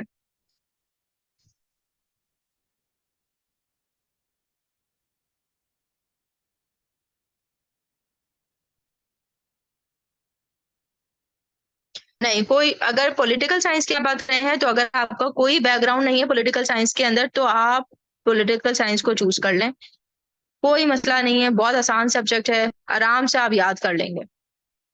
तो अगर आपका पॉलिटिकल साइंस का कोई बैकग्राउंड नहीं है तो फिर मैं आपको रेकमेंड करती हूँ कि आप चूज कर लें पॉलिटिकल साइंस। लेकिन अगर आप श्योर हो, एक सर्टेन हार्ड कोर साइंसेज वाला जो सब्जेक्ट होता है, फिजिक्स, केमिस्ट्री, अकाउंटिंग वगैरह, इसको देखकर आप श्योर हो और सिलेबस देखने के बाद आपने स्पॉट कर लिया कि 70% ऑफ द सिलेबस मुझे ऑलरेडी आता है, then go for that subject, very good. लेकिन अगर नहीं और 200 मार्क्स का ही सब्जेक्ट चाहिए तो political science is the best and same choice. Ma'am, I am in a dilemma that I should I offer political science or international law? I have law background. I have studied both political science and international affairs course in my degree at economic and education. फिर आप decision इस basis के ऊपर make कर रहे हो कि आपको अगर इंटरनेशनल लॉ के ऊपर भी बहुत अच्छी कमांड है, पॉलिटिकल साइंस के ऊपर भी बहुत अच्छी कमांड है, तो फिर आप इस बेसिस के ऊपर अपना डिसीजन बनाओ कि कौन सा सब्जेक्ट ज्यादा मार्क्स से देगा।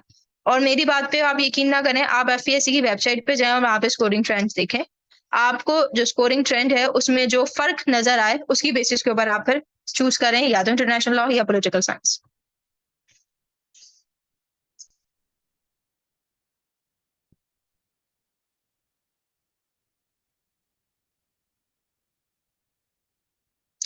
हम पॉलिटिकल थॉट्स को हम फिलोसोफर वाइज कवर करते हैं, हर एक फिलोसोफर को सेपरेटली कवर किया जाता है और उसकी तमाम पॉलिटिकल थॉट्स को उस टॉपिक में किया जाता है।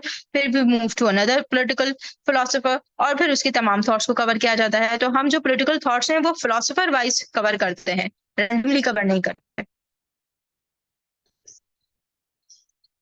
फॉरेन सर्विसेज में अगर आपने जाना है तो सबसे ज्यादा हाई स्कोरिंग सब्जेक्ट को आप चूज करें, क्योंकि फॉरेन सर्विसेज आसानी से नहीं मिलती है और जो सबसे ज्यादा टॉप के स्टूडेंट्स होते हैं उनको लिया जाता है उसके अंदर। तो जितनी ऊंची फील्ड आपको चाहिए उतने बेहतर मार्क्स लेने की स्ट्रेटेजी आप बनाइए, ठीक है। एलोकेशन के लिए स्पेसिफिक सब्जेक्ट्स वो होते हैं जो कि ज्यादा मार्क्स दिलाते हैं आपको, तो आप उनको ले लीजिए। सब्जेक्ट्स कौन से? देखिए, पॉलिटिकल साइंस और कॉन्स्टिट्यूशनल लॉ को लेकर तो मैंने आपको एक्सप्लेन कर दिया है।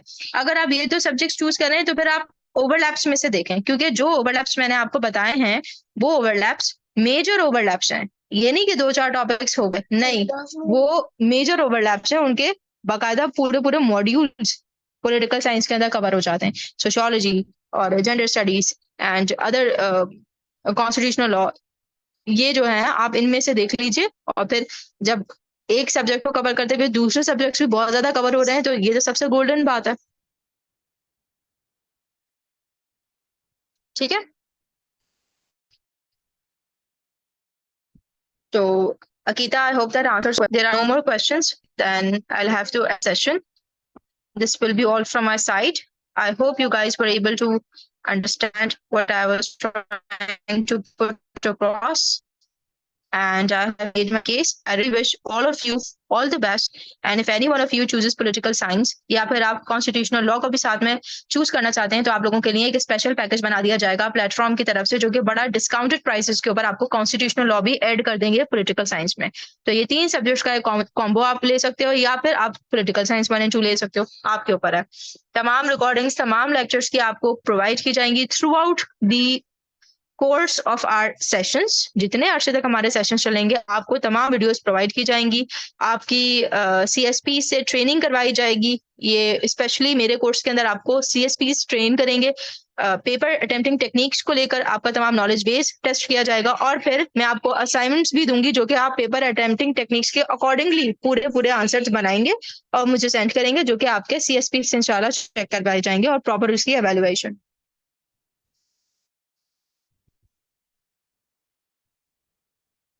ठीक है। So I hope that was informative for all of you. It was really nice talking to you people. Take care of yourselves and inshallah I'll see you in my class of political science 1 and 2. Till then, Allah Hafiz.